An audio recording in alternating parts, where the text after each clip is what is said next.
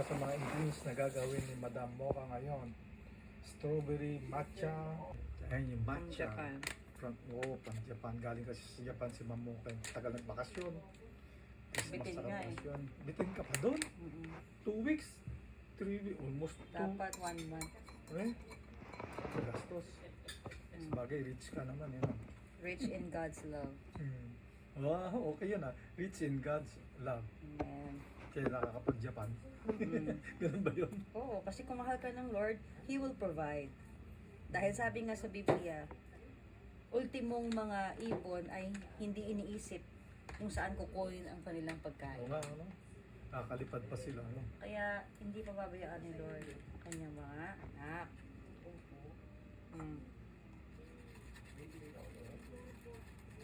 Juice na siya, juicer. Ceramic juicer. Greater. Grater pala to. Grate. Grate niya. Di ba yung orange meron ganito rin yung patusok? Oo, patusok ko. Ito naman sa berries. Collagen para gumanda ang ating skin. Yeah. Collagen makes your skin shiny and elastic. Pero po ang bestseller sa Japan. Collagen. Sa atin, bestseller ng collagen, chicken feet eh. Oo nga. Oo, maraming collagen ng chicken feet. Yan. May ice.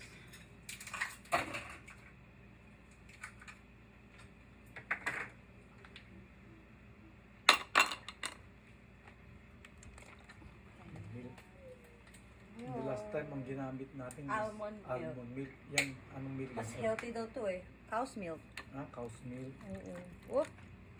Hindi na magkakasya.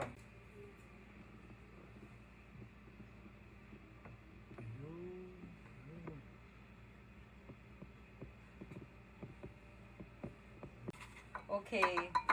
Let's pour in our matcha. Medicinal properties of matcha. Tignan nyo sa Google. Medicinal properties or health benefit of matcha. Ang dami. Hindi ka magka-cancer. It prevents. Wow! Maganda. Wala mas magandang kagabi. Pero mas masarap siguro to no? Kasi malalaki strawberry niya. Tapos na. Okay, tapos na. Pero yung kagabi parang extra. Ba't hindi ako makaget over yung kagabi? Oo. Sometimes dito, Apo, you need to move on. Let go. Kasi pag hindi ka raw mag-let go, you cannot move forward.